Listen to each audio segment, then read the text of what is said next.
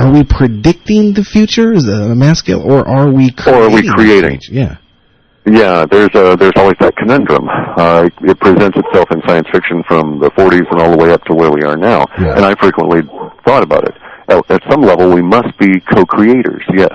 But at other levels, it's so complex that my 40 frames per second mind cannot be creating it on an instant-by-instant basis. And people who believe that they're 40 frame per second creating in real time, if you will, are likely to fall into these traps, like the people that predict the arrival of the spaceship tomorrow, that sort of thing. Yes, yeah, well, yeah, or 2012 for that matter.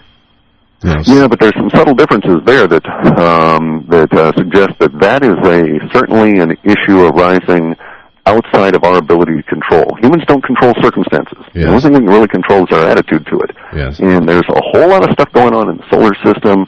The giant heliosphere surrounding us, as the Russians have demonstrated, is growing at huge rates these last couple of years. So there's external evidence that we're entering an energetic period of space that we've never been in before. Yes. As conscious beings. So this is going to prove quite the interesting little bit of a ride, I think. Right. Very, very. Well, when we take into account UFOs, the 2012 aspect of it all, what's your personal stance on things like that? Where do you stand as far as your personal opinion?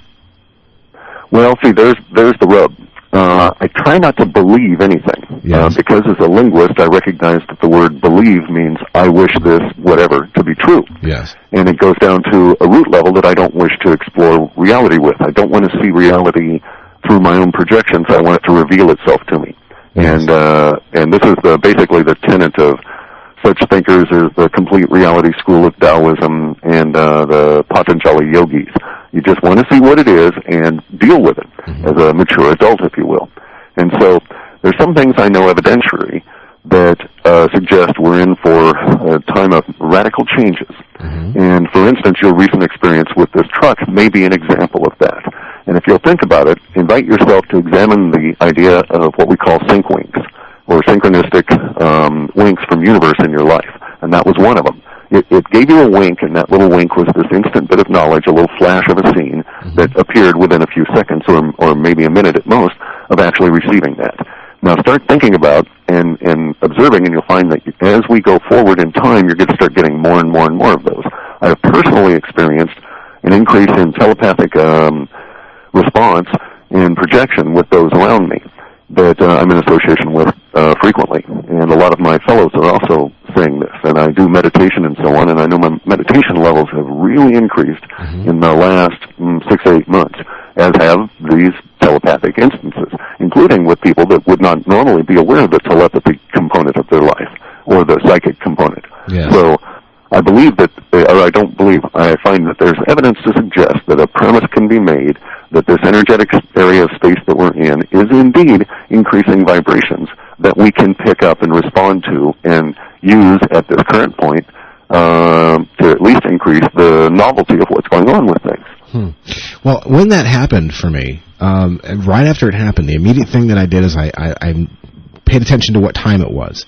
And as soon as I got home, the first thing I started doing is, okay, let's take a look at the planetary alignments. Let's take into account the day, the location, the geographical, in a sense, right. And this may be a little excessive, I don't know, but I wanted to see what the elements were that could have caused that. I mean, was it something could be, maybe if you're very, very detailed with it all, you can maybe recreate it.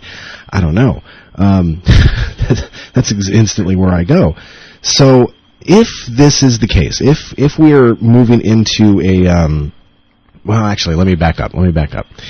If I had no belief, or didn't even give psychic abilities a second thought, and I was thinking this, what is my belief in it, or my interest in it, does it make it where I can be more susceptible to it, do you think? Certainly, that's just the normal process of a subset of neuro-linguistic programming, though, called sensitization. Yes. As soon as you buy a particular brand of car, that's all you can see on the freeway for the next week or two. True. That kind of a deal, right? And it happens constantly, the human mind, and it has to do with our ability to be pattern receivers and to think in terms of patterns. a lot of people are walking around thinking basically in terms of light as a particle, but our minds are really geared to think of light in terms of the wave that it's in, and to recognize waves and patterns. It's just a basic survival instinct. Yes. And as we go forward into more technological age, a lot of those patterns are left behind to our detriment, because those patterns that we used to use in the jungle and in the beaches and so forth, keeping alive, finding food, and so on, can be put to use in our new technological environment and our new understanding of how the universe works to perceive patterns at deeper and deeper levels. And that really, I think, is when you get to the point of enlightenment, you've perceived the ultimate all pattern. Yes. And you can just see it all. You see beyond the 40 frames per second, and you're actually perceiving or existing and experiencing the 22 trillion times a second. Huh.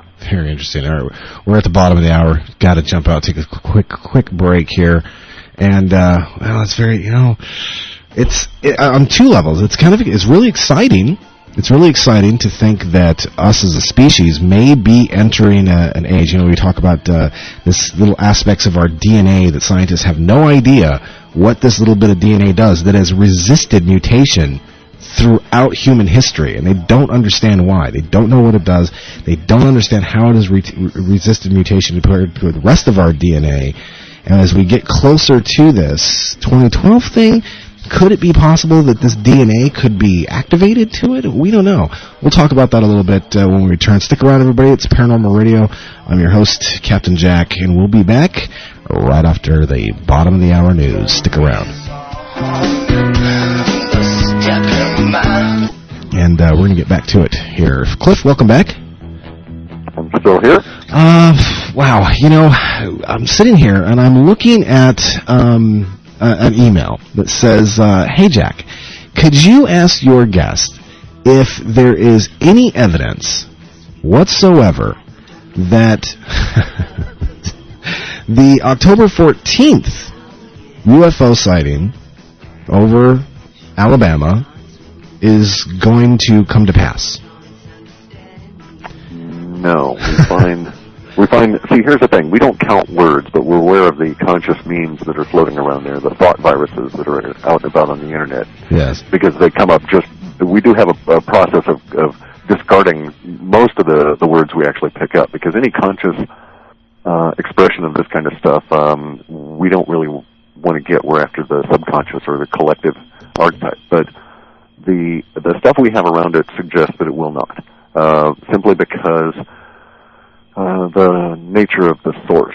And see, there's the problem. You get back to that instance of the 40 frames per second in a 22 trillion frame per second universe. Yes. And if you perceive beyond the 40 frames, well, let's go right back to your example here with the truck. Yes. Basically, what occurred to you was that for that brief period of time, you were perceiving beyond your usual limitation of 40 frames per second, and you got a glimpse of what was going to happen in the future, and it manifested in front of you substantially enough in order to be able to prove itself to you that this was an actual prescient occurrence. Whether you think you created it or not is outside of the bounds of the exposure of reality. Yes. There's the problem, though. That instantly came up in your mind. So, say that someone perceives the giant UFO showing up, and they have an adequate or an actual perception of that is as real as your perception of that truck.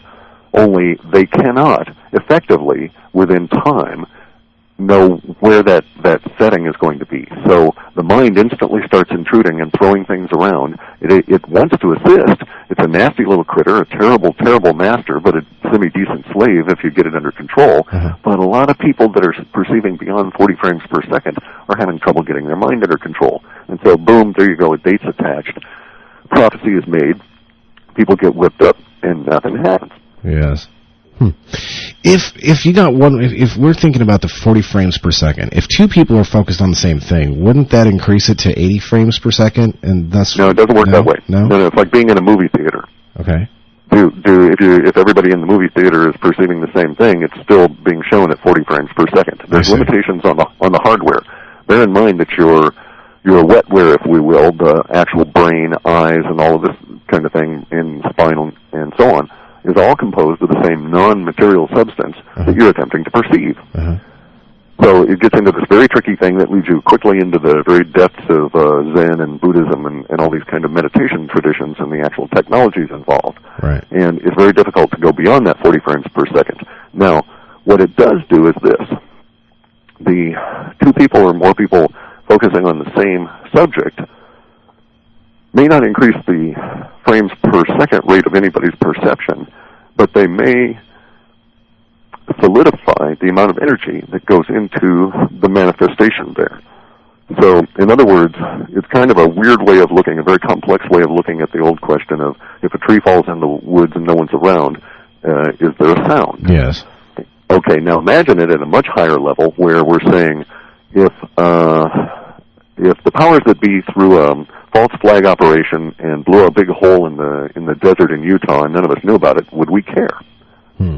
Good point. But if all of a sudden we're all focused on it, maybe then it starts taking on more of a perceptual reality because it's intruding on our emotions, which kind of like amplify each other and so on.